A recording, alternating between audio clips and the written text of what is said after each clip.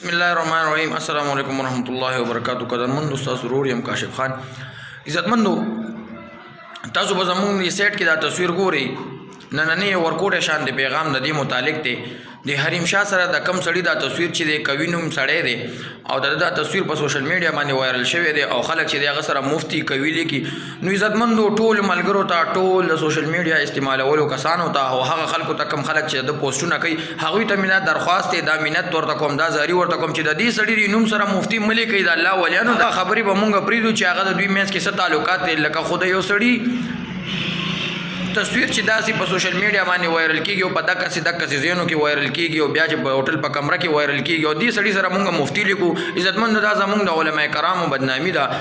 د مفتی حضراتو د علماء کرامو د دې دین لپاره ډېر کوششونه دي، ډېر محنتونه دي، هغوی ډېرې قربانۍ ورکړي دي. عزتمندو د ده قرباني کم ده؟ دا قرباني ده چې د حریم شاه سره ملاویږي. په دې ورته مونږ دا لقب ورکړی دی. عزتمندو د ده مونږ خلاف یو، بالکل سخت خلاف یو. دې سړي سره به مفتی کله هم نه لیکي او حکومت له پکار دی چې دې سړي خلاف ایکشن واخلي.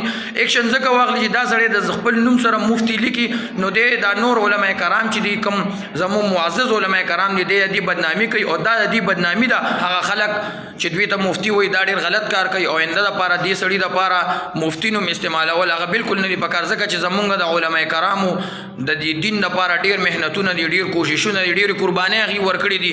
عزتمندو د ده څه قرباني ده؟ د دا قرباني ده چې د حریم شاه سره ملاویږي او په سوشل میډیا باندې د کلیپونه راځي وایرل کیږي. دا د قرباني ده. دا زمونږ علماء کرام بدنامي او دا زمونږ د علماء کرامو بې عزتي کوي. دا زمونږ د علماء کرامو بې عزتي کوي. عزتمندو درخواست درته کوم، عاجزانه درخواست درته کوم، مهرباني وکړئ د دې سړي د نوم نه چې دا مفتی لرې کوي.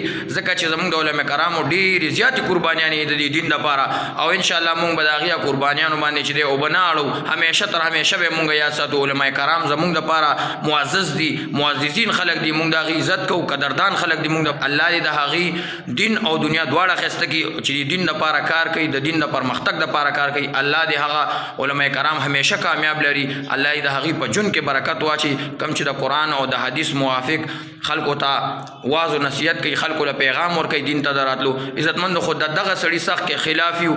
دا کم سړی چې د حریم شاه سره په سوشل میډیا باندې په تصویرانو کې او په کلیپونو کې راځي او د ځان سره مفتی هم لیکي، مفتی کوي نوم یې لیکلی. عزتمندو دا مفتی ته بالکل لرې کوي، کوي نوم یې کوي نوم یې دی. زمونږ د علماء کرامو بې عزتي کوي، ډېر سخت خلاف یو.